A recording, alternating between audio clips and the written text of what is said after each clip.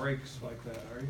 No, not at all. We found a way to make it interesting. You know, when you get ahead like that, yeah, you want to take time off the clock, but at the same time, we need to find that happy medium to where we're still playing aggressive, but taking care of the clock. You know, it's a tricky way to do it. To what do you attribute the fact that almost every play was working through a big chunk of the first part of the game? Good calls and good execution by our offensive line, and our guys are making plays. You know, they're protecting, getting the ball out quickly, getting it in our playmakers' hands, and they're doing the rest. So, yeah. Does the crispness of all that kind of indicate that you're still growing and getting better with Freddie? Absolutely. You know, we spread them out a little bit more today, so we'll see what we can do with that package. You know, we're doing a lot of different things, and we're doing it well. We got to be able to run the ball better, but as long as we're able to spread them out and do that, that's something we can grow. You guys have struggled to score in the first quarter through about the first half of the year. Now, the last couple of weeks, you've done a real good job with that. How much of that can be attributed to Freddie and his scripts? A lot. You know, we're taking shots when they're there, and we're able to play aggressive. Against a team like that, you want to start fast. You know, they're a team that starts fast, and if you jump on them, and that can happen right there. So we needed to do that. We were emphasizing that all week. But, yeah, a lot of it's attributed by Freddie. Did the first half to you kind of feel like your days at Oklahoma where everything was clicking at all, or no? A little bit.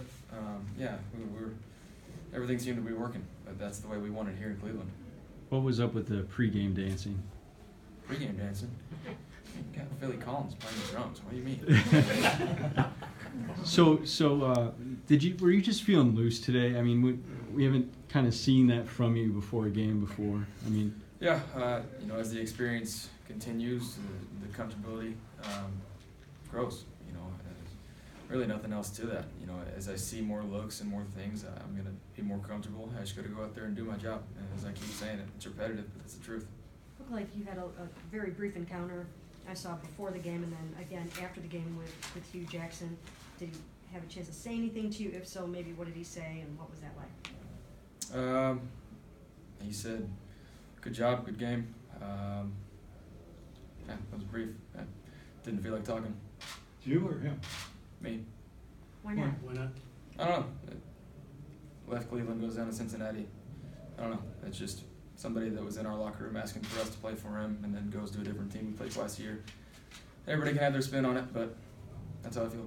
So you had a little bit of a bad taste in your mouth? No, I mean, it's just like any rivalry game. That's just how it is now. That's how I'm going to treat it every time we play them. But it's nothing, you know, there's no hate. That's just how it is. That's how I'm going to treat it. And I think that's how our team should treat it too. You've always been able to find motivation and put a chip on your shoulder in all kinds of ways.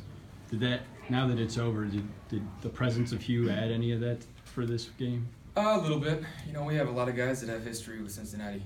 Orson Charles was playing like a maniac today.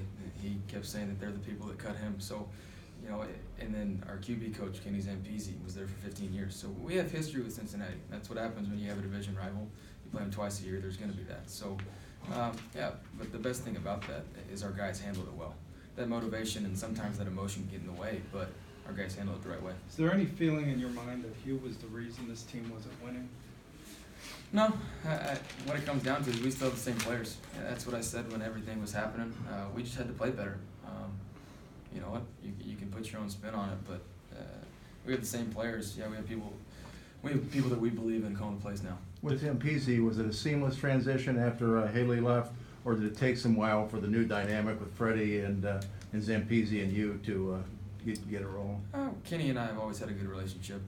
Been open and honest about what he wants to get accomplished. It's just a matter of how he wants to coach it based on what Freddie's calling. So there's a little bit of a learning process, but it didn't take very long at all. We're going to go back to what you said about we have people we believe in calling the plays now. Mm-hmm.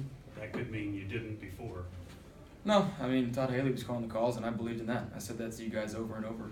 It wasn't about that. We just didn't execute. And Freddie's running the same system we had then. He's just putting a little bit of a twist on it. So it's not about that. I'm not putting a headline that's not it. It's the fact that we didn't do our job then, but right now Freddie has us believing in it, and that's what it comes down to. You've won 2 out of 3 since the coaching changes, though. Mm-hmm. How much has that mattered? We used it as something to come together. You know, that's what I said when all that happened. It could have been something that tore us apart even more, or it brought us together, and that's what happened. And that's that's how we wanted to handle it, and we have. Did you happen to see Demarius Randall go over to Hugh Jackson and hand him the ball after his interception? I did not. You did not? Oh, jeez. Surprising? No, not really out of Demarius, but yeah. Wow, okay. And you know what Demarius said before the game, if A.J. Green was inactive, What did he say? Bengals were going to get their ass kicked. My question to follow up on that, though, is do you like the attitude of this team where it's at right now? And you guys, I mean, like you said earlier, you know, you're playing loose, that kind of thing, Yeah. but you guys We want seem to have a that. new We attitude. don't want the, you know, the bulletin board material like that. And I think there's a fine line, but that's who Demarius is. He's going to talk and he's going to try and back it up, and so most of the time he does. So that's okay. Will you make a point to go and watch that video? I'm sure I'll see it here after I leave the locker room pretty quickly. Baker, this feel like this your first time in this rivalry game. This felt different than the Steeler game, or not, or the same, or no? There's a little different edge to this. Or? A little different. And I think that's just based on me being more comfortable. It's not as hectic. It wasn't as physical because we spread them out and we were able to get the ball out quickly. We're just playing better. Was it just another tough road venue, or was there anything distinctive about being in Paul Brown Stadium for the first time?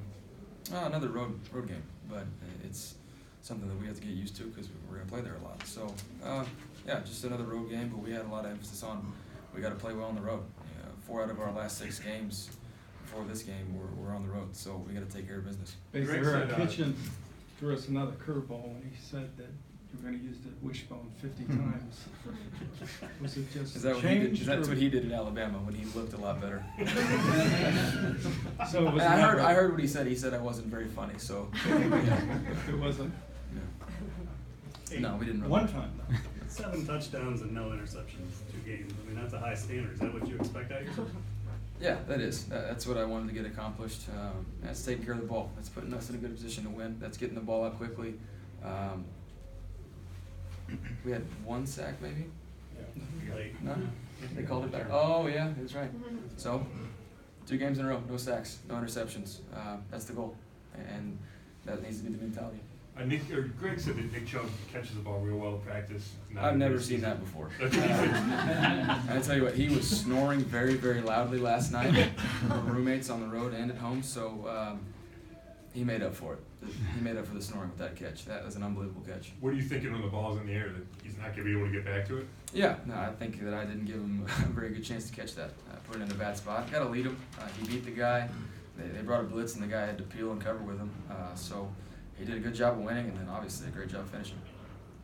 How big in your mind to be able to win consecutive games, to string them together finally? It's huge. You see teams around the league that build on those wins. It builds the confidence and it builds the energy throughout the locker room that you need to have to play on the road and finish tight games. You need to believe in it, and so yeah, it's huge for us, and so we need to continue that. Did it feel like a true road game with as many Browns fans as there were in the crowd? I'm sure you Yeah, had it was the a little cheers. different. There was a lot of Browns fans, so a little bit different, but this next one will be a true road game. Don't you ever try to stop him from snoring, or what do you do?